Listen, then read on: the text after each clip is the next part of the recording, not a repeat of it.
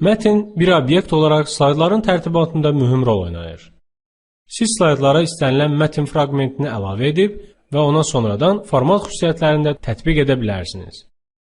Adətən PowerPoint proqramını açdığımızda standart maketli slayd yaradılır, hansı ki bizə başlıq və alt başlıq əlavə etmək imkanı verir. Əvvəlki dərslərimizdə biz sizə məqsədimizə uyğun maketli slaydın əlavəsi və qabaqcadan maketin müəyyən olunmuş slaydın maketini dəyişmək qaydasını göstərmişik. Bildiyiniz kimi maketlərin slayda mətn və digər obyektlərin qrafik, video, diaqram tipli obyektlərin əlavəsi üçün bölgüləri ola bilər. Və bu bölgülərdən istifadə edərək slaydlarımıza obyektləri əlavə edə bilərik.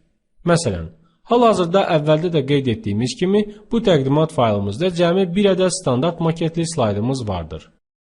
Hansı ki bizə başlıq və alt başlıq əlavə etmək imkanı verir. Daxil edək.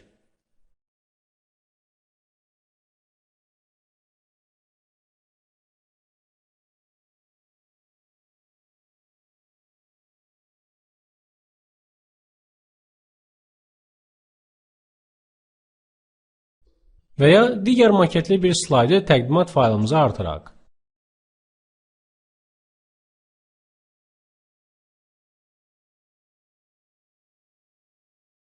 Və bu maketin bölgülərindən də istifadə edərək slaydımıza mətni əlavə edə bilərik.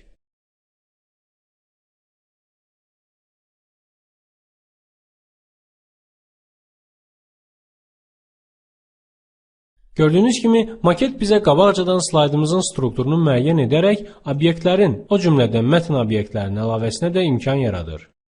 Amma əgər bu maketlərin heç biri sizin istəklərinizi ödəmirsə, onda Home bölməsindən Layout düyməsinə basaraq blank seçimini edin.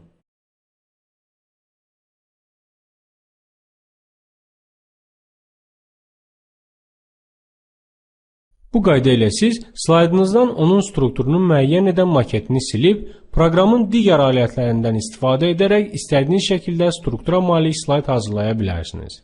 Məsələn, deyək mətn fraqmentinin əlavəsi üçün Insert bölməsindən Text Box alətini istifadə edək.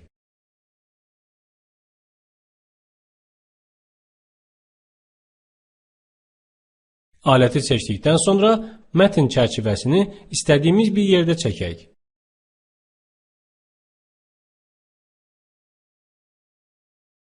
Çəkdikdən sonra mətni daxil edə bilərik.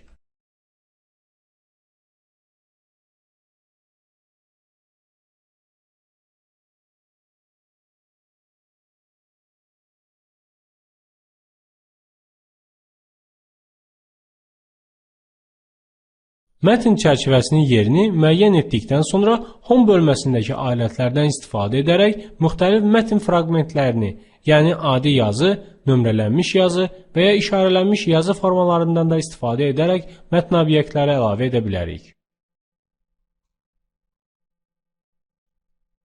Bunun üçün Home bölməsindən Paragraf qrupunda yerləşən bu düyməyə basırıq.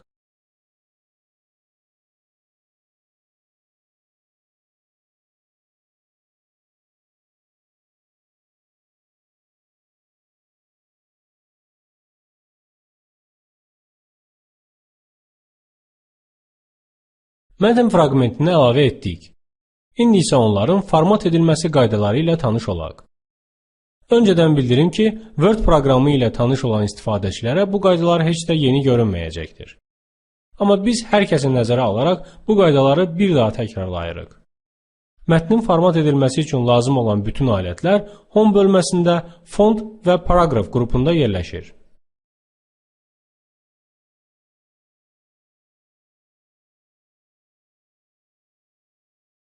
Əsas alətlərimiz font qrupundadır.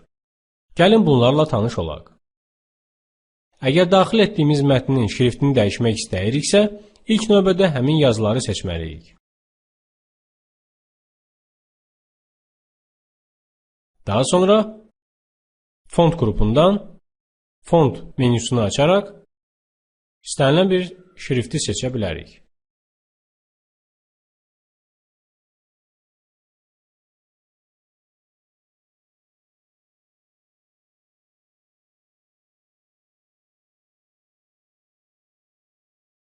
Şriftimizin ölçüsündə dəyişiklik etmək istəyiriksə, buradan da ölçünü dəyişmək olar.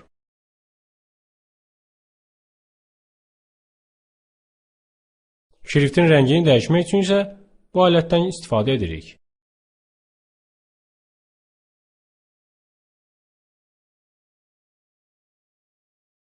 Yazımızı qalınlaşdırmaq və yaxud da kursiv xarakteri vermək və altından xətt çəkmək istəyiriksə, bu alətlərdən istifadə edə bilərik.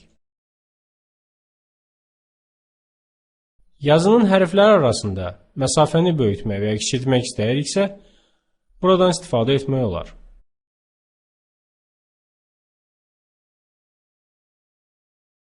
Yazının çərçivə daxilində sola və ya sağa sıxılmış formada və yaxud da orta istiqamətdə yerləşdirə bilərik.